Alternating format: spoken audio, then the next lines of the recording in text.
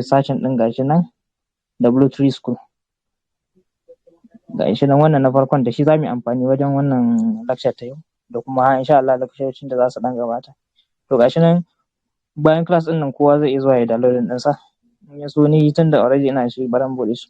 To gashi nan idan ka buɗe cikin app ɗin zaka ga wayannan su ne abubuwan da suke cikin app ɗin. Wato na farko akwai HTML, sannan akwai CSS, JavaScript da Python. Wayannan sai kuma SQL da kuma sai kuma SQL. To wayannan su ne kamar abubuwan da kamar programming languages ake kiransu, wanda da su za ka iya amfani kai design ɗin website ɗinka. Yanzu kun ga shi kansa HTML abin da suke magana. Suna magana cewa shine language wanda ake amfani da shi wajen building ɗin web pages. Wato programming language ne wanda da shi za ka iya building wato ka gina website. To sai kuma wannan na biyu wato CSS shine wanda ake amfani da shi wajen styling na web pages. Wato styling gashi na ga kamar color ɗin ta ɗan affect ba gani sosai. The language for styling web pages. Sai kuma na ƙasa shi kuma wannan shine JavaScript. To shi kuma JavaScript gashi nan yanda suka yi bayanin sa, kana amfani ne da shi wajen kai programming ɗin su kansu web pages. Sai kuma Python wanda shi kuma dama programming language ne wanda za ka yi amfani da shi a website ɗinka domin wasu softwares ɗin su running. Sannan kuma za ka yi amfani da shi again a wasu ɓangarorin na kamar programming wanda suka jibanci kamar mobile app da sauransu haka. Ba sai lallai a website ba. Sai kuma SQL shi kuma kamar abin da suke nufi shine a language for accessing databases. SQL ana amfani da shi wajen kamar storing ɗin data na users. Mu ɗauka kamar wannan website ɗin na access da muke yi misali a kansa. Na yake? Maganta tana fita kuwa? Tana fita. Okay. Mu ɗauka kamar wannan website ɗin. Yanzu kun ga wannan gaba ɗaya gashi nan website ɗin. Na farko za ka yi amfani da HTML kai design ɗin wannan website ɗin za ka yi building ɗinsa da HTML na farko kenan. Bayan ka yi building ɗinsa da HTML za ka yi amfani da kamar CSS kai styling ɗin website. Shi kuma CSS abinda language na CSS yake ma'anarsa shine cascading style sheet. Ana amfani ne da shi wajen ba da style na website. Ma'ana idan a misali akwai inda za ka ga website ɗin naka maybe kana so yanzu kamar wannan rubutun da ya zo nan. Ga rubutun nan ya zo nan, ga kuma wani ya zo nan, ga kuma wani Aliyu ya zo ka dan nan. duba da Allah ka dan rufe mic ɗinka. An kashe masa, garba da shi kan. Yawa, to kaga wa'annan rubutun why ba su zo a straight ba sai suka zo a nan, ɗaya a nan, ɗaya a nan, ɗaya a nan. To wannan aiki ne na cascading style sheet. Ya kamata a ce normal idan kamar kai ne kake typing a Microsoft Word, kana typing ne from up to bottom. Ai ta bari yace top to bottom ko? Yawa, to kamar daga top to bottom kake rubutun ka? To amma me? Wani lokacin idan kuma kana son kai styling ɗinsa maybe ya tafi sideways kamar yanda ya tafi a nan waje, to za ka yi amfani da wani programming wanda ake kiransa CSS wato cascading style sheet. To yanzu kuma idan muka ɗauki irin rubutun da zai zo ya dinga tafiya a nan, irin wannan rubutun da yake yawo a nan gashi nan, wani rubutu za ku gan shi na yawo a nan, to shi kuma wannan aiki ne na kamar JavaScript haka. Aiki ne na JavaScript wanda za ka yi amfani ne da shi wajen ka yi programming ɗin web page ɗin naka. To kaga abubuwa ne da yawa. Sannan kuma inda SQL ya shigo, shi kuma SQL kamar database ne haka. Ana amfani da shi a ɓangaren design ɗin building ɗin website wajen storing ɗin information na user. Yanzu duk wanda ya je ya buɗe account a wannan website ɗin, a ina information ɗin sai yake sauka? A ina ake storing ɗin information ɗin? Za ka je ka sa username, ka sa password ɗinka, ka yi login ko ka yi register, sannan in ka yi register kaga za su save ɗin username ɗinka da password ɗinka, inda duk sanda ka dawo kana zuwa za ka iya accessing ɗin wannan website ɗin kuma ka sa account ɗinka ya buɗe ma duk wasu bayanai na cikin account ɗinka za ka gani. Kaga wannan aiki ne na SQL wato storage ne kamar mu ce memory ne na kan website. Shine memory website.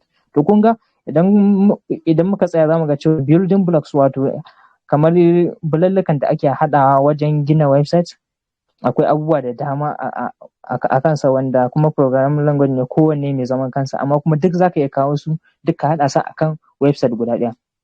Abubuwan da ya gagari wa'innan su kuma za ka shigo da magana na Python ne a ciki ko kuma wani programming language ɗin daban.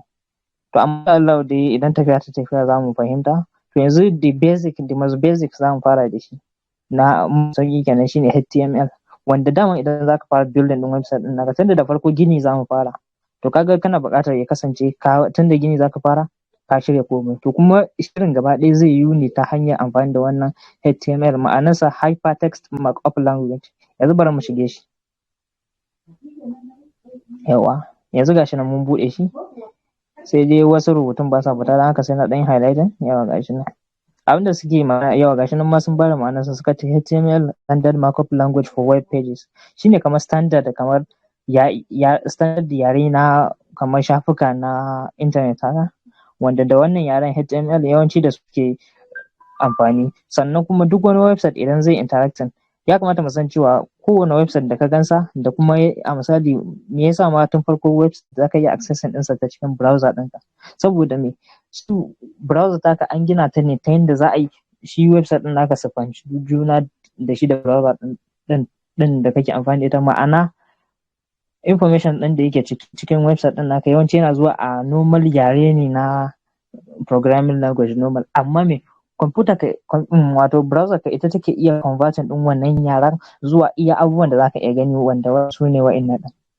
Duk irin sauran code haka za ta ɓoye su a baya, tunda wannan za ta bar su for processing purposes, amma kai user abin da zaka gani shine normal abin da ake so ka gani. To yanzu mun san kamar mun ga definition na shi HTML, to yanzu bari mu ga yadda structure ɗinsa yake. Structure in HTML gashi nan sun bada misali. Wannan shine structure ɗinsa, wato na farko idan yanzu wannan za ku ga gaba ɗaya wannan ɗan ƙaramin website ne daga nan zuwa nan.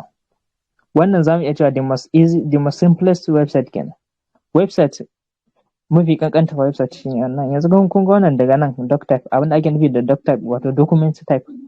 Shi kansa document ɗin, wato wannan kalmar da ita browser za ta yi amfani wajen detecting ɗin wani ma programming language take karantawa. Kaga idan wanda za ta yi supporting ɗinta ne, sai ta ci gaba da karantawa. Shi yasa aka sa shi a farko. To baya ga haka sai kuma gashi na HTML. An riga an bata cewa HTML ne document type ɗin da ake so ta karanta. To sai kuma aka ce gashi na HTML, yanzu za mu fara daga nan kenan. Website ɗin ya fara daga nan kuma ya ƙare daga ƙarshen HTML ɗin nan. To abin da ke faruwa shine shi a kamar harka ta website, idan mu ɗauka daga ƙofa, daga kamar duk inda nan shine kamar beginning, nan kuma shine kamar end. Website ko mai girman sa daga nan zai fara, kuma daga nan zai close, ko mai girman wannan website ɗin. Sannan kuma duk wasu abubuwa da suke ƙarƙashin nan wajen, to su ne content wanda yake ɗauke da duk wani programming da ka sani, tun daga kan HTML da kuma shi kansa CSS da sauransu. Duk wani styling da wasu kamar programmable kamar code haka suna ƙarƙashin wannan HTML ɗin nan, saboda shi yake nuna farkon website ɗin naka da kuma ƙarshen website ɗin naka. To yanzu wannan ga bayanan da suka yi nan a nan wajen, sun ce gashi HTML ko a cikin HTML ɗin sai suka ka head. Kun ga head kamar yadda muka bayani ɗazu, muka ce head yana ɗauke da kamar shine kamar kai, muka yi misali da mutum, shine kan website ɗin naka, irin abubuwan nan da suke samun website ɗin naka, heading wato kenan. To kun ga nan shine heading ɗin, ga title nan a cikin heading ɗin, wanda ga page title. Wannan shine rubutun da zai fito a cikin shi kamar website ɗin naka a matsayin title. A nan wajen za ka input ɗin title ɗinka, sannan kuma sai ka closing ɗin head ɗin, sannan na kuma body shi yake ɗauke da kamar body wato content ɗin jikin shi website ɗin naka. Duk wasu bayanai da za su zo a body ɗin website ɗin naka za su zo under this ne. Baya ga nan sai kuma gashi nan website ɗin naka ya ƙare. To yanzu bari mu danna nan mu try it, mu ga wa'annan gaba ɗaya code ɗin da suka rubuta, wannan basic code ɗin da suka rubuta, idan mun clicking ɗin nan me zai bamu. Kun ga wannan shine gaba ɗaya abubuwan da ita computer za ta karanta. To amma kai a matsayinka na user, wannan zaka karanta kuma me? To bari mu gani. Kun ga wannan shine code ɗin, amma kai ga abin da kake gani na. This is a heading, this is a paragraph. Kun ga this is a heading, this is a paragraph. Yanzu nan abin da ya fara tun daga kan nan ya kasa na ɗan ƙaramin akwatin nan shine gaba ɗaya website ɗin. Kaga wannan the most basic website kenan. Wannan duk ku manta da wannan abin da yake nufi comment ne, insha Allah za mu magana sa a nan gaba. Amma abin da muke so mu fahimta shine gaba ɗaya wannan bayanan su ne dai a nan wajen, su ne suka translate wannan computer ta mana converting ɗinsu ta ba mu su a nan wajen. To kun ga gaba ɗaya a misali mu ɗauki yanzu kamar wannan page title, body, head, da kuma yawa gaba ɗaya HTML ɗin da gaba ɗaya website ɗin naka shine gaba ɗaya browser ta decoding ɗinsa a nan wajen. To shi wannan software ɗin abin da yake nufi shine kamar app ne da aka yi na koyar da programming from the scratch haka, don insha Allah ma ko ba wai lalle sai wannan class ba, ya kamata ma mutum ya download ɗin app ɗin nan ya dinga bibiya abubuwan, saboda it's very gasa easy mutum ya koyi kamar programming na website da wannan app ɗin. Yanzu idan muka bar wannan kamar misali na website da suka haɗa a nan, bari mu je ƙasa sai mu ga kamar okay, nan ba ma mu fara a HTML ɗin ba, bari mu shiga start. Yawa gashi nan yanzu ga nan sun ƙara bada wato ma'anar shi hypertext ɗin, sannan kuma suka faɗa amfanin nasa. Yanzu gaba ɗaya idan zamu gani shi kansa wannan HTML ɗin me yake nufi, gashi nan sun bada shi a in form of bullet points. Suka ce na farko ga ma'anar hypertext markup language ɗin, sannan suka ce shine standard language for web pages, sannan na uku suka yi magana akan cewa yana describing ɗin kamar structure wato yanayi ko kuma fasali na website, sannan kuma suka yi magana akan cewa yana ɗauke da kamar element kamar wasu abubuwa ne dai wanda suke kunshi a cikin website, wanda kamar wannan HTML ɗin da ya buɗe da wanda ya closing za mu kira shi element. Duk wayannan abubuwan yawanci zaka ga element ne, wayannan abubuwan na cikin bracket ɗin nan su ne element ɗin da ake magana akai. Sai kuma gaba aka ce yawa gashi element tell the browser how to display content. Kun ga amfanin element ɗin kenan, su za su ga browser yaya za ta display ɗin shi wannan bayanan da yake website ɗin naka. Sai kuma na gaba daidai cikin bayanan element ɗin suka ce element kamar yana nuna kamar pieces of content kamar heading. Kun ga element kenan yana display ɗin kamar heading in form kamar ana kenan. Sannan kuma suka ce kuma ko paragraph ko kuma link, duk wannan aiki ne wanda ake kunshe shi a cikin element na website. To ga abubuwan nan misalai suka bayar. Yanzu ga doc type wato document type ɗin da muka bayani a kansa, sun ƙara breaking down ɗinsa a nan wajen. Suka ɗauki shi kansa HTML ɗin suka yi bayanin sa, ga body nan suka yi bayanin sa. To abinda ba mu magana a baya ba shine H1 da P. Abinda H1 yake nufi shine kamar header. Idan muka zo kamar typing na MS Word haka a Microsoft Word ko kuma WPS, za ku ga akwai rubutun da ya fi kowanne girma, shine ake ce mai H1 wato shine heading na farko. So yanzu kamar anan wannan zamu ɗauke shi tunda ya fi kowanne girma a matsayin H1, wannan kuma tunda shine mabiyin wannan a girma zamu ɗauke shi a matsayin H2. To haka suke, the more rubutu ya rage kamar girma shine zai zo kuma H mai lamba ta gaba. To shi kuma shi P wannan shi kuma element ne wanda yake defining ɗin paragraph. Idan kana designing ɗin website baka ba da wai paragraph kamar yanda ake yi a typing, wanda kawai zaka danna button ɗaya kawai ya baka paragraph. A'a, shi ba haka ake ba da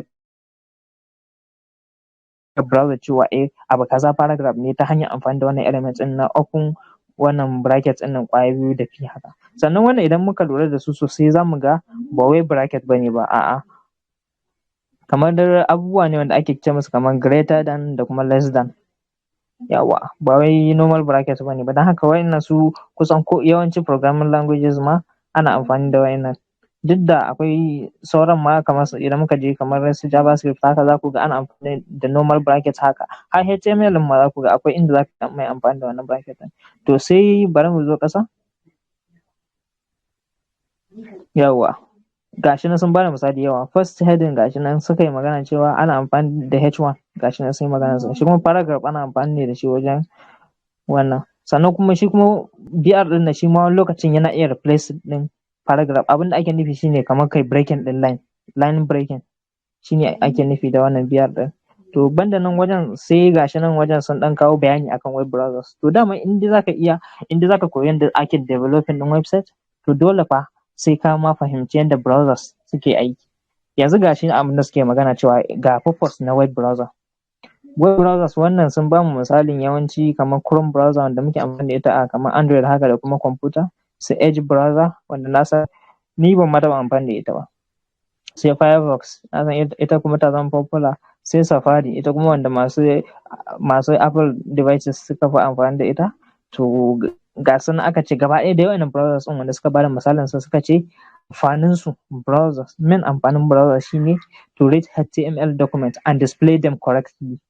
Su aikinsa shine su karanta gaba ɗaya wannan codes ɗin, wannan HTML languages ɗin, idan suka karanta su sai su kuma su yi maka display ɗin su correct, wato ta hanyar da kai zaka fahimta.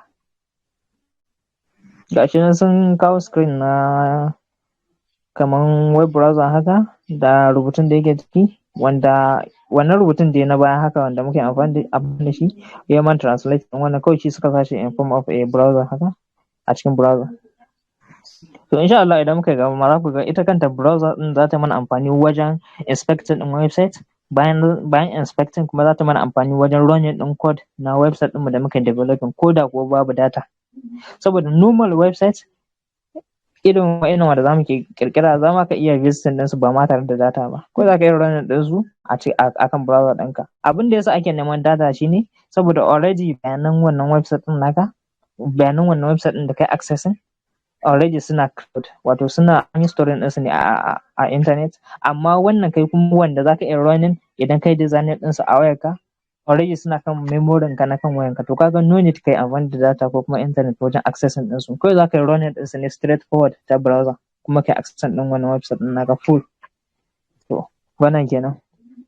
Yawwa nan wajen kuma gashi suka yi gaba ɗaya structure ɗin website. To dama tun da farkon wannan lecture mun ɗan yi bayani akan structure na website, inda muka yi magana cewa HTML page structure ga yanda yake zuwa nan gaba ɗayansa, wato nan wajen shine kamar beginning na HTML ɗin, nan shine kamar beginning na website ɗin, wanda duk wani bayani da zai zo a website ɗinka zai fara da wannan HTML ɗin, sannan kuma daga ƙarshe zai ending da HTML. To amma idan ya ending da HTML akwai wani code guda ɗaya wanda shi ke nuna cewa kai closing ɗin wannan element ɗin, shine wannan alamar ta backward slash, wato wannan ɗan slash ɗin gashi nan, wannan ɗan slash ɗin da ya ɗan karkace haka, to yake nuna cewa duk wani abu da ka buɗe shi ba sai ka mai amfani da slash ɗin ba, kawai za ka yi creating ɗin kamar bracket ɗinka ƙwaya biyu gashi nan, wannan abubuwa wani suna ake kiransu ne, greater than da less than ɗin nan, za ka yi amfani da su wajen cewa ka fara bayani, sannan kuma daga ƙarshen bayani za ka yi closing ɗinsa da alamar slash ɗin nan a cikin abin. To kaga yanzu kamar HTML da ka buɗe shi ka rufe shi, yawanci abubuwan nan inda ka buɗe su sai ka rufe su, in ka buɗe baka rufe ba to za su baka error a nan gaba. To saboda dai ya kasance baka da error, yanzu gashi nan HTML ka buɗe kuma da ƙarshe ka rufe shi, to yanzu abubuwan da suke ciki za ka yi concentrating a kai.